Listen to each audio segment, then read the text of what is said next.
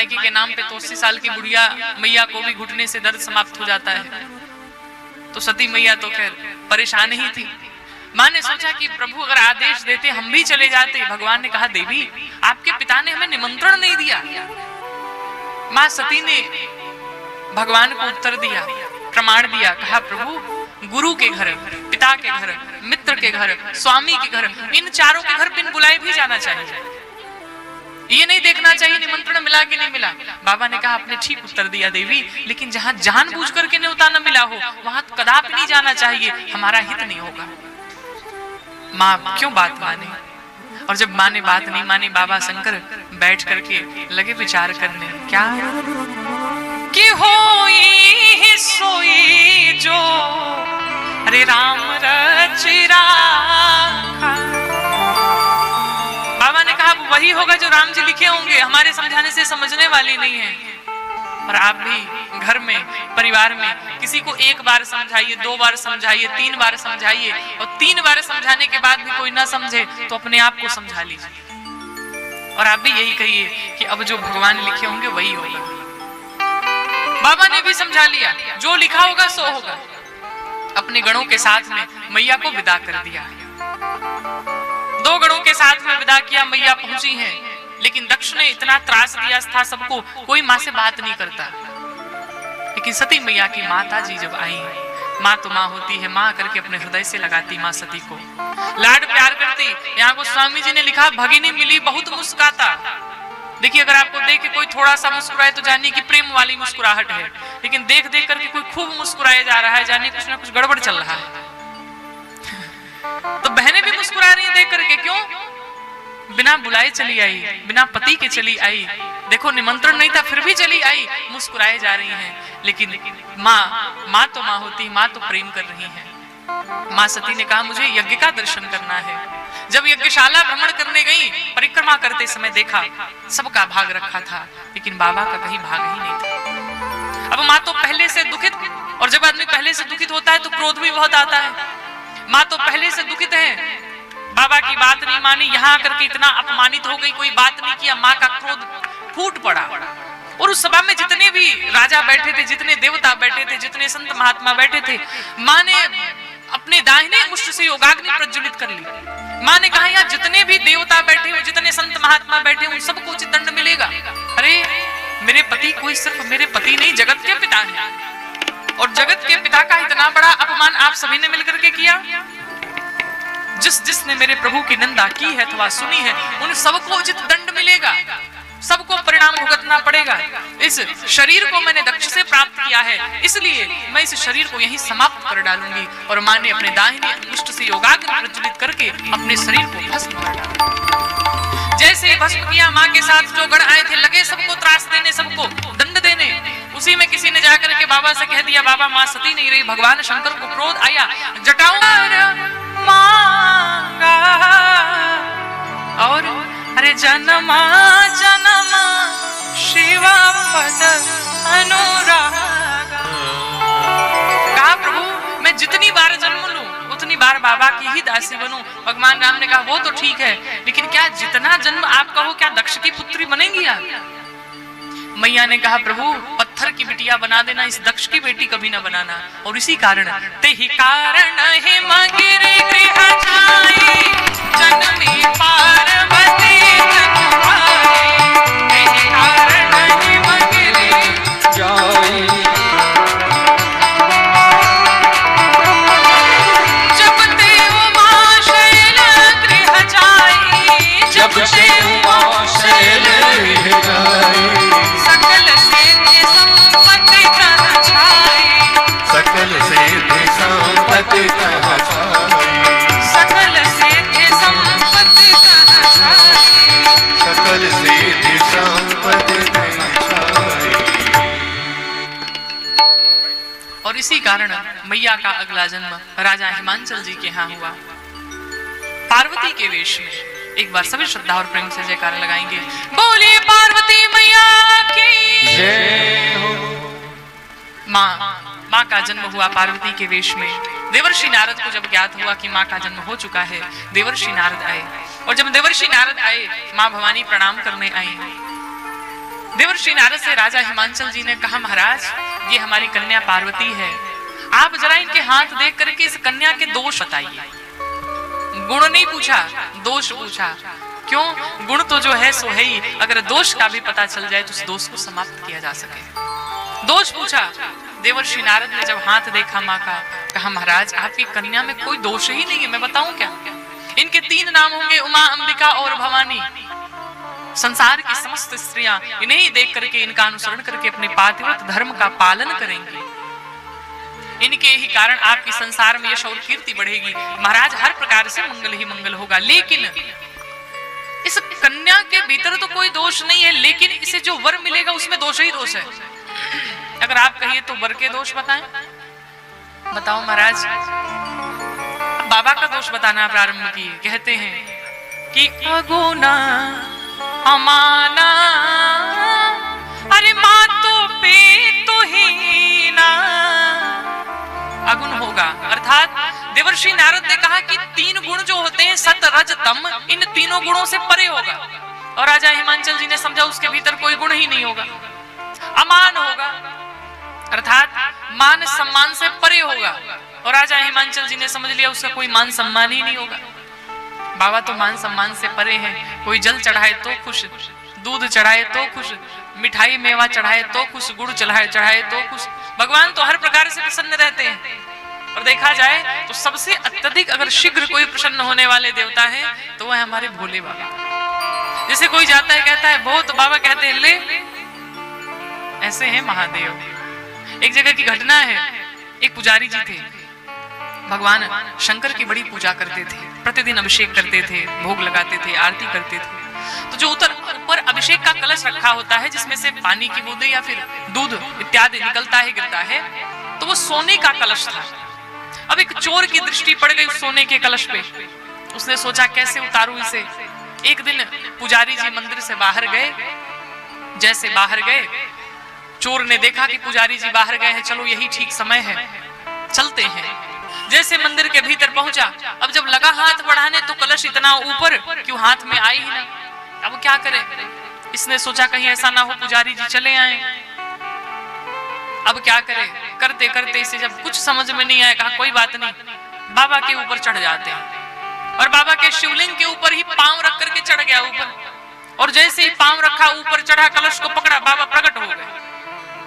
और जैसे बाबा प्रकट हुए, पुजारी जी चले, जय हो महाराज, जय हो बाबा, जय हो जय हो जय हो महादेव महादेव। आपकी कृपा से आज मुझे आपके दर्शन हो गए। जीवन भर की तपस्या का फल आपने दे दिया मुझे। भगवान शंकर ने कहा किस भ्रम में जी रहे हैं आप? पुजारी जी ने कहा भ्रम? कैसा भ्रम? कहा हमने आपको दर्शन नहीं दिया। अब तो पुजारी जी बड़े दुखित हुए। कहा फिर किसको दर्शन दिया? कहा इस चोर को दर्शन दिया। अब पुजारी जी की आंख से आंसू निकलने लगे। बाबा हमने आपकी इतनी सेवा की, जीवन बीत गया और आज दर्शन दिया। चलो ठीक है हमें दर्शन नहीं दिया, लेकिन दर्शन भी दिया तो चोर को दर्शन दिया। प्रभु ये ठीक नहीं है। लेकिन समझ में बात नहीं आई कि चोर को दर्शन क्यों दिया।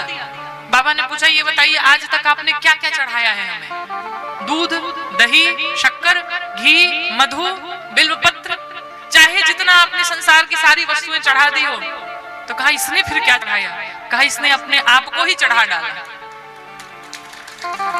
अब इससे बड़ी चीज और क्या चढ़ाई जा सकती है? स्वयं को ही चढ़ा डाला इसने। अब बचा ही क्या? स्वयं को समर्पित कर दिया। तो बाबा कब प्रसन्न हो जाए कोई ठिकाना नहीं। जगह जगह स्थान स्थान पर जाकर के भगवान का भजन करते, कीर्तन करते, तपस्या किया करते, आनंदित रहते। एक दिन भगवान राम पहुंचे। कहा प्रभु मेरी एक विनती है आपसे कि अब विनती मम सुना हो शिव, अरे जो मो पर निज ने तो जाई विवाह शैल जही, यह मोही मांगे दे। कहा प्रभु आपसे हमारी एक विनती है, अगर आप हमसे सत्य में प्रेम करते हैं तो आप जाकर के राजा हिमांचल जी की पुत्री मां भवानी से विवाह करिए। भगवान शंकर ने कहा प्रभु ये तो उचित नहीं है। मैं गृहस्थ था, गृहस्थ से विरक्त में आया और फिर विरक्त से आप गृहस्थ में ले जाना चाहते हैं। प्रभु मैं विवाह नहीं करना चाहता। और सही भी जिसका एक बार विवाह हो जाए उसे दूसरी बार अगर कहा जाए तो शायद ही कोई कहेगा। कि हम दूसरी बार विवाह करना चाहते हैं। बाबा तो भुगत लिए थे पहले ही, तो बाबा कहते अब विवाह नहीं करना। लेकिन नाथ, जो आपने एक बात कही कि सत्य में अगर प्रेम करते हैं तो नाथ कि सेवा का स्वामी सखा सिया पी के, अरे हितनी रूपधि सब विधि तुलसी के। प्रभु आप मेरे स्वामी हैं, मैं आपका सेवक हूँ। नाथ, आपने जो कह दिया सो मैं करूंगा, निसंदेह करूंगा। हमारे आपके जीवन में भी कोई एक ऐसा व्यक्ति अवश्य होना चाहिए कि अगर वो कह दे तो हम उसकी बात को टाल न पाए। एक जीवन में एक ऐसा व्यक्ति होना चाहिए, वो हमारे पिताजी हो, हमारे दादाजी हो, कोई भी हो। और अगर आपसे बड़ा घर में कोई नहीं बचा है तो शास्त्रों का सहारा लीजिए, अपने गुरुदेव भगवान का सहारा लीजिए, क्योंकि अपने बड़ों के बात में अगर हम विश्वास रखते हैं तो कभी हमारा अमंगल नहीं हो सकता। भगवान शंकर कहते हैं कि मैं जानता हूं मैं विरक्त से फिर गृहस्थ में जाने की बात कर रहे हैं आप, मेरी इच्छा नहीं है, लेकिन आपने कह दिया तो उस पर कोई संकोच नहीं, करूंगा मैं विवाह। लेकिन मेरी एक शर्त है, पूर्व जन्म में सती ने आपकी परीक्षा ली और इस जन्म में मैं बिना परीक्षा लिए विवाह नहीं करूंगा। कहा ठीक है। सप्तर्षियों को बुलाया और परीक्षा लेने के लिए भेज दिया। सप्तर्षि पहुंचे परीक्षा लेने के लिए, माँ भवानी की परीक्षा लेने गए। माँ भवानी इसको प्रणाम किया, कहते हैं देवी आपने जितना घोर तप किया, जितनी कठिन तपस्या की, आज तक किसी ने नहीं किया। लेकिन हमने सुना है कि आपने उस पागल के लिए इतनी कठिन तपस्या की। अरे अगर आपको इतनी कठिन तपस्या ही करनी थी, अगर आपको विवाह ही करना था, तो हमारी नजर में एक सुंदर सा वर है। कौन? भगवान विष्णु समस्त गुणों के धाम है और भगवान शंकर समस्त अवगुणों के भवन हैं। देवी आप कहें तो आपका विवाह नारायण से करा दें। माँ भवानी ने उत्तर दिया, कहा प्रभु अगर आप पहले आ गए होते तो शायद मेरा निर्णय बदल सकता था, लेकिन अब तो जो मेरे गुरुदेव ने मुझे सीख दे दी है मैं वही करूंगी। और अब मेरा इतना दृढ़ निश्चय हो चुका है, इतनी दृढ़ प्रतिज्ञा है कि ये प्राण चले जाएंगे लेकिन मेरा प्रण छूटने वाला नहीं है। इतनी दृढ़ निष्ठा दे करके सप्तर्षि प्रसन्न हो गए, इतना अगाध प्रेम। देवी आप धन्य हैं, आपका विवाह बाबा से ही होगा। प्रसन्न होकर के पहुंचे बाबा के पास और जाकर के भगवान शंकर से कहते हैं प्रभु माँ भवानी से आप विवाह करिए, हम सब बड़े प्रसन्न हैं। बड़ी कठिन परीक्षा ली और उस परीक्षा में माँ भवानी उत्तीर्ण हो चुकी हैं, आपसे अगाध प्रेम करती हैं। माँ भवानी की इतनी प्रशंसा की, इतनी प्रशंसा की कि बाबा की दोबारा समाधि लग गई। अपने सहजावस्था में आ गए बाबा, दोबारा समाधि लग गई। उसी समय की बात है कि ताड़कासुर नाम का एक राक्षस हुआ जिसने ब्रह्मा जी की तपस्या करके वरदान मांग लिया। क्या? सबसे पहले तो वरदान मांगा कि प्रभु मैं मरूं नहीं। ब्रह्मा जी ने कहा तुम्हारे खानदान वाले सब यही मांगते हैं लेकिन फिर भी मरते हैं, देखो भाई मरना तो पड़ेगा, कुछ दूसरा मांगो। ताड़कासुर ने सोचा क्या मांगू, मन में विचार किया। बाबा की पहली पत्नी रही नहीं, पहली पत्नी से कोई संतान है नहीं, दूसरी एक समाधि लगी 87,000 वर्ष बाद आए, दूसरी समाधि लगी करोड़ों वर्ष बाद आएंगे, कोई ठिकाना नहीं। वरदान मांग लिया कि शिव जी का जो पुत्र हो वही हमारा वध करे। ब्रह्मा जी ने वरदान दिया, वरदान देकर के आ गए और जैसे ही वरदान देकर के आए सबको लगा त्रास देने ताड़कासुर, सभी देवता त्रस्त हो गए। कहा दे करके वरदान चले आए, आप वरदान देते हैं भुगतने हम लोग हैं। अब ब्रह्मा जी ने कहा भाई तपस्या करते हैं वरदान तो देना पड़ेगा, लेकिन इसका उपाय क्या है? कहा इसका उपाय एक ही है, अगर भगवान शंकर समाधि से बाहर आ जाए और विवाह कर ले तो हर प्रकार से मंगल होगा। तो देवताओं ने कहा ताड़कासुर तो बाद में मारेगा, जो जगाने जाएगा बाबा को बाबा पहले मार डालेंगे, अब जाए कौन? कहा एक काम करो सभी मिलके चलते हैं कामदेव के पास। और कामदेव जी के पास सभी मिलकर के गए।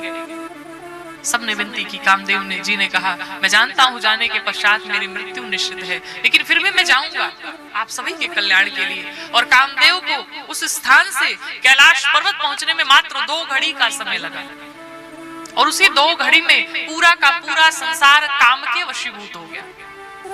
कहते हैं गोस्वामी जी कि धरि न काहू धीर सबके मन मन सिज हरे। किसी ने धैर्य धारण नहीं किया, सबके मन को हरण कर लिया कामदेव जी ने। लेकिन गोस्वामी जी ने लिखने को तो लिख दिया, विचार किया मन में, क्या कोई ऐसा नहीं बचा जो काम के वशीभूत ना हुआ हो? ये तो हमने गलत लिख दिया, लेकिन अपनी लेखनी काटे कैसे? तो उस समय जब कुछ समझ में नहीं आया, पोथी अपना बंद किए और जाकर के सो गए। और उसी रात्रि श्री हनुमान जी महाराज चले आए, उन्होंने लिख दिया कि जे राखे रघुबीर ते उबरे ते ही काला माहू। सब काम के वशीभूत तो हुए, लेकिन जिस पर मेरे रघुनाथ जी की कृपा बनी रही वो बचा रहा। कौन बचा? श्री हनुमान जी महाराज स्वयं बचे रहे। कामदेव जब पहुंचे कैलाश पर्वत पर, सारे यत्न कर लिए, सारे प्रयास कर लिए, भगवान की समाधि नहीं टूटी। अंत में 5 पुष्पों का बाण अनुसंधान कर लिया, एक आम के पल्लों के पीछे छिप करके, और कामदेव ने 5 पुष्पों का बाण अनुसंधान करके बाबा के हृदय पर छोड़ दिया। बोलिए विश्वनाथ भगवान की। सभी ने पृथक पृथक करके बाबा की प्रशंसा की। तब तक बाबा ने पूछ लिया, क्या? कि कहे हो बाहोरी, अरे कहाँ रे, अरे कहे हो अमर का एक ही है तो, कहे हो अमर आए के ही है तो। आप लोग किस कारण आए हैं? देखिए, आप अगर किसी के घर प्रतिदिन जाते हैं तो कोई नहीं पूछेगा क्यों आए हैं, लेकिन अगर साल भर में एक बार जाए तो लोग जरूर पूछेंगे, भाई आप क्या करने आए हैं, कोई काम था क्या अगल बगल? जब से मैया गई तब से कोई देवता पूछने नहीं आए बाबा आप कैसे रह रहे हैं, लेकिन आज सभी चले आए तो बाबा ने पूछ लिया किस लिए आए हैं। ब्रह्मा जी ने कहा सही समय है, इंद्र बता दो हम लोग क्या करने आए हैं। इंद्रदेव ने कहा कि हम नहीं बोलेंगे प्रभु, आप घर के बड़े बुजुर्ग हैं, आप कहिए। ब्रह्मा जी ने कहा चिंता मत करो, अभी अभी इन्होंने अमर कहा है, मृत्यु दंड नहीं देंगे। इंद्रदेव ने कहा महाराज अभी अभी जो चल बसे वो भी अमर ही थे, चले गए, हाँ इनका कोई ठिकाना नहीं है। ब्रह्मा जी ने कहा चिंता न करो, मैं कुछ करता हूं। ब्रह्मा जी ने कहा प्रभु ये जितने देवता हैं सब यहाँ कैलाश पर कुछ उत्सव देखना चाहते हैं। बाबा ने कहा यहाँ तो उत्सव सदैव चलता रहता है, यहाँ कौन सा उत्सव देखना चाहते हैं। अब सभी ने मिलकर के बाबा की फिर से दोबारा प्रशंसा की, सभी एकजुट होकर के बाबा का नारा लगाते हैं, सभी बाबा की जय जयकार करते हैं। गले में विष धारण किया। क्यों धारण किया? समाज में भी अनेक प्रकार के विष होते हैं, अगर आपको आगे बढ़ना है तो इन कानों से सुनना बंद कर दीजिए, दूसरों का सुनना बंद कर दीजिए। अगर आपकी कोई बुराई करता है, जितनी बुराई करे आप समझ लीजिए कि उतने आगे आप जा रहे हैं। क्यों? बुराई उसी की होती है जो सबकी नजर में रहता है। जो घर में बैठा रहेगा जिसे कोई जानता नहीं रहेगा, फिर बुराई उसकी क्या होगी? फिर तो उससे अच्छा कोई होगा ही नहीं। लेकिन अगर आपकी कोई बुराई करे तो उस बुराई से विचलित न हुआ जाए, उसे एक कान से सुनिए दूसरे से निकाल दीजिए, उसको भीतर प्रवेश नहीं कराना है, क्योंकि अगर भीतर प्रवेश करा दिए फिर आपकी प्रगति रुक जाएगी, अवरुद्ध हो जाएगी। उस बुराई को सुन करके खूब प्रसन्न हुई है, वाह बहुत बढ़िया, जितनी बुराई करनी खूब करो। बाबा ने भी विष धारण किया, लेकिन उसको कंठ में ही रख लिया, भीतर नहीं आने दिया, क्योंकि जानते हैं विष भीतर आएगा तो इसका दुष्परिणाम होगा। उसी प्रकार से इस समाज के भी विष को हमें यहीं तक धारण करना है, इसको भीतर नहीं लेके आना है। अगर भीतर आया तो हम आगे नहीं बढ़ सकते। कई बार जीवन में ऐसा होता है कि जब हम आगे बढ़ने लगते हैं, तमाम लोग बुराई करने लगते हैं, ऐसा वैसा तमाम सारी बातें होती हैं, हम उससे विचलित हो जाते हैं, लेकिन ऐसा नहीं होना चाहिए। उस बुराई को सुनकर के खूब प्रसन्न हुई है। भगवान शंकर सब जानते हैं, लेकिन सब जान करके भी मौन है। भगवान के विवाह की तिथि निकाली गई, वैशाख का महीना, शुक्ल पक्ष, पंचमी तिथि, दिन गुरुवार। स्कंद पुराण एवं शिव पुराण के अनुसार बाबा के विवाह की तिथि निकली। ऐसे तो व्यवहारिक रूप में हम महाशिवरात्रि के दिन मनाते हैं। भगवान के विवाह की तिथि निकली, और जब तिथि निकल गई, ऐसा विवाह था कि दूल्हे के घर में कोई उत्सव नहीं, बारातियों के घर में उत्सव ही उत्सव चल रहा है। पूरी तैयारी, 6 महीने से तैयारी में सब लग गए। और जब बाबा के विवाह का दिन आया, इधर ब्रह्मा जी अपने पुष्पक विमान में लगे लड़िया फुलझड़िया लगाने, इंद्रदेव अपने ऐरावत हाथी को लगे सजाने, यमराज आज अपने काले काले भैंसे को नहला रहे हैं, आज तुमको करिया से गोर बनाऊंगा, क्यों दूसरे गांव में जाना है। सब तैयारी में लगे हैं, लेकिन बाबा को कोई नहीं पूछ रहा है बाबा आप भी तैयार होंगे। पूरा दिन बीत गया, कोई नहीं आया। शाम के 3 बज गए। अब गण बड़े परेशान, बताओ बाबा आज दूल्हा बनेंगे, ऐसे ही जाएंगे? आगे पीछे दाएं बाएं हुए, क्या करें? तब नंदी जी ने कहा, प्रभु अगर आदेश हो तो आपको सजा दे हम लोग। बाबा ने कहा, इसमें पूछने वाली बात क्या है?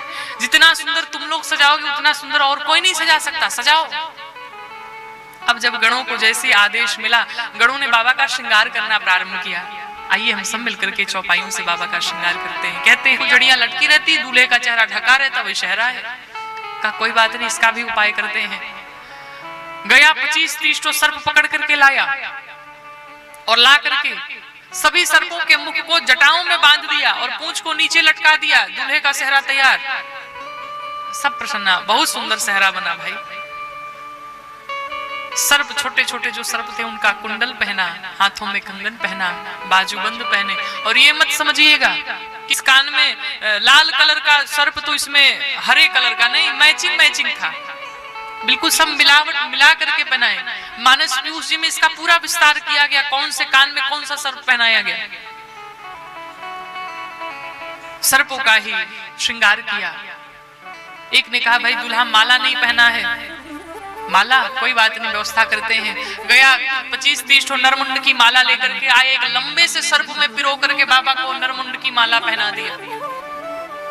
सारा जब श्रृंगार हो गया, एक ने कहा, रे राम एक चीज तो छूट ही गया। क्या? दुल्हावा जब तक पाउडर ना लगाए कैसे दुल्हा बुझाएगा?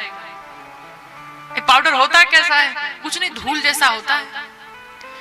ठीक है, व्यवस्था करते हैं। गया 25-30 बाल्टी भस्म लेकर के आया और बाबा के सर से पांव तक पूरा पोत डाला। लेकिन लगाने पोतने में दोनों में अंतर है। जब आप क्रीम पाउडर लगाते होंगे तो मिलाते होंगे ताकि पता न चले, बराबर दिखे। और पोतने का अर्थ है जहां जितना मन करे लगा डालो। तो बाबा को लगाया नहीं, पोत डाला। अच्छा चलो पाउडर भी लगा लिया। अब एक ने कहा, सब श्रृंगार हो गया, लेकिन बाबा बड़े दुख की बात है, आप तो कुछ पहनते नहीं, दिगंबर ही रहते। लेकिन नाथ आज दुल्हा बन के जा रहे हैं, कुछ तो पहन लीजिए। बाबा ने कहा, क्या पहनाओगे? कहा, जिस बाघंबर पर बैठे अगर आदेश करिए तो वही पहना दे। बाबा ने कहा, पहनाओ। बाघंबर उठाया और बाबा को बाघंबर पहनाना प्रारंभ किया। लेकिन अब उस बाघंबर में बटन तो है नहीं कि लगा करके बंद कर दे। वो जितनी बार बाघंबर पहने उतनी बार बाघंबर नीचे गिरे। गण बड़ा परेशान, क्या करे, ये टिकेगा कैसे? वहीं एक सर्प सामने बड़ा सा नागिन डांस कर रहा था। जब नाच रहा था, गणों ने सर्प को बुलाया, इधर सुनो, इधर आओ। हाँ भाई, क्या बात है जी, सरकार आदेश करिए। कहा, तुम्हारी बहुत स्पेशल ड्यूटी लगाई जा रही है। ड्यूटी लगाई जा रही? महाराज क्या करना है? कहा, तुमको बेल्ट बनना है। अच्छा करोगे? जी जरूर करूंगा, लेकिन ध्यान रहे सब नाचेंगे, तुमको नहीं नाचना है। सबको सब नाचेंगे, तुमको नहीं नाचना है। क्यों? अगर तुम नाच लिए तो फिर महाराज सारी इज्जत चली गई, बधे रहना तुम। जी सरकार, जो आदेश, बांध दिया, बेल्ट बना दिया और उसके मुख को जो आगे शोपीस में लगा रहता उसको बना दिया, सुंदर सा तैयार कर दिया बाबा को। बाबा के श्रृंगार में पूरा श्रृंगार हो गया। माथे पर चंद्रमा, जटाओं में गंगा, कंठ में विष धारण किए, एक हाथ में डमरू लिए, एक हाथ में त्रिशूल लिए। बाबा प्रसन्न हो गए, लगे डमरू बजाने। लेकिन गोस्वामी जी कहते इस पूरे श्रृंगार में कुछ सुंदर नहीं है। सिर्फ क्या है सुंदर? तो चंद्रमा और गंगा है। शशि ललाट सुंदर सिर गंगा, ये दो को छोड़ करके कुछ सुंदर नहीं है। बाबा का श्रृंगार हो गया। अब उधर सारे देवता, जब पूरा श्रृंगार हो गया तो सभी देवता सज धज करके आए। शाम के 4 बजे तो देवताओं की स्त्रियां आई, भाई दूल्हा कहाँ है देखा जाए। तो जब दूल्हे को स्त्रियों ने देखा, देख करके लगी मुख पर आंचल ढक करके लगी हंसने। कहे, बताओ, अरे एही पर लायक दुल्हनी जग नाही। कहा, बताओ इस दूल्हे के लिए भी कोई दुल्हन बनी है? कौन सा ऐसा पागल पिता हो गया जो अपनी कन्या का विवाह इस पागल से करने जा रहा है? तब तक जब देवताओं ने देखा, बेचारे दुखित हो गए। क्यों? 1000 रुपए का फेशियल करा के आए थे। बताओ, इतनी तैयारी के साथ आए हुए थे और जब बाबा को देखा, कहा, बताओ इनके साथ जाएंगे तो पानी नसीब नहीं होगा, क्या किया जाए? भगवान विष्णु ने तुरंत मीटिंग बैठाई पर भगवान विष्णु ने कहा देवताओं से काम करो, बाबा को छोड़ो, हम लोग चलते हैं यहाँ से। बाबा को छोड़ करके भगवान विष्णु बारात लेके दूसरी चल पड़े, और जैसी बारात लेके निकले, नंदी ने कहा बाबा बाराती भग गए, कहिए तो पकड़ूं। बाबा ने कहा रुक जाओ, कहीं हिलना मत, इनको जाने दो। नंदी ने कहा सरकार बिना बाराती के दुल्हा कैसा लगेगा?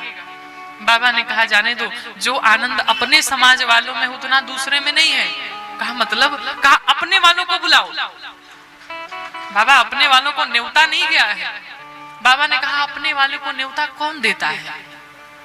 अब आप बताइए, आपके घर में विवाह पड़ जाए तो दुर्गा मैया के नाम से कार्ड, शंकर जी के नाम से कार्ड, हनुमान जी के नाम से कार्ड निकालते हैं?